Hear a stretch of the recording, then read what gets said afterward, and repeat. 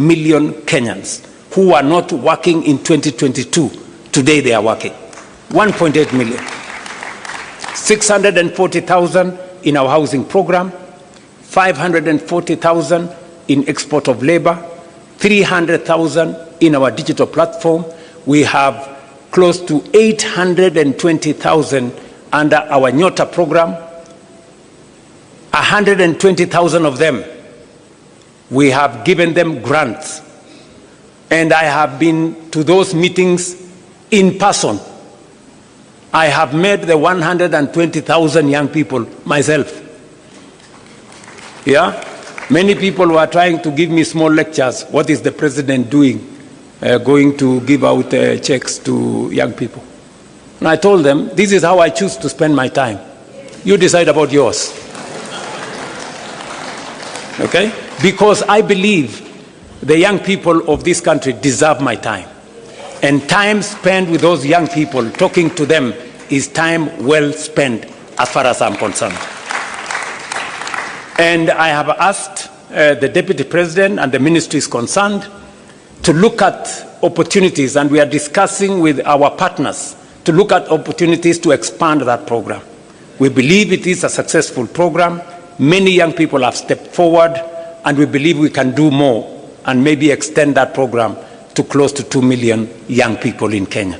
And in this particular one, we made a deliberate, intentional decision that this is going to be young people between the ages of 18 and 29, because that is where the heaviest load of our young people are.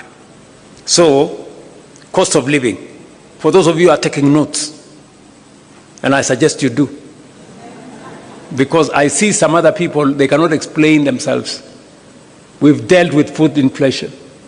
We've dealt with fuel inflation. We have dealt with inflation that comes from Kenyan spending on education. We spend with the transport costs. You don't hear matatus hiking costs because the cost of fuel has gone up. We have dealt with more Kenyans that are working today. That is dealing with cost of living head on. And that is what we are doing together with you guys.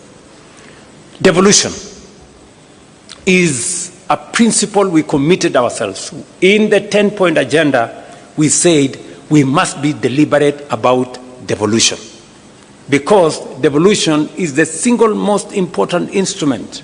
In fact, it is the heart of the new constitution, making sure that resources and the power to decide on those resources goes to the grassroots. What have we done on devolution ever since we agreed on this 10-point agenda? Number one, we committed that we are going to increase the shareable revenue. Last year, we increased 30 billion from 385 to 415 billion. This year, we are going to increase from 415 billion by another 35 billion to 450 billion. That is the commitment we made to ourselves that we would do.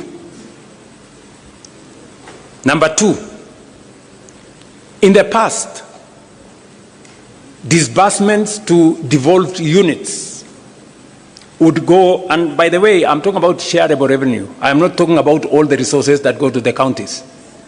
Aside from the 415 billion that's going to counties, we have another 70 billion that is going to counties. That is close to half a trillion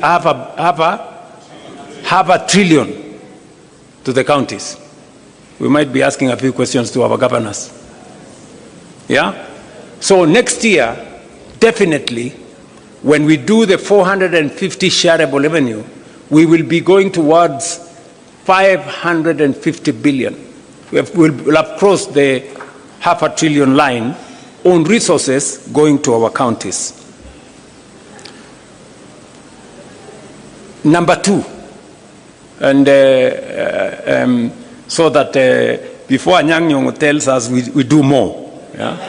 and we are going to do more.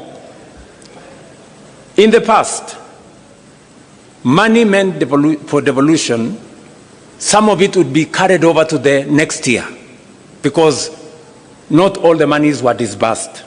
I stand here today. For the last 2 years, we have not carried over a single cent. We have paid all the monies for devolution. At the end of the year, we made sure that we didn't cross over with any. That is going to be the same this year.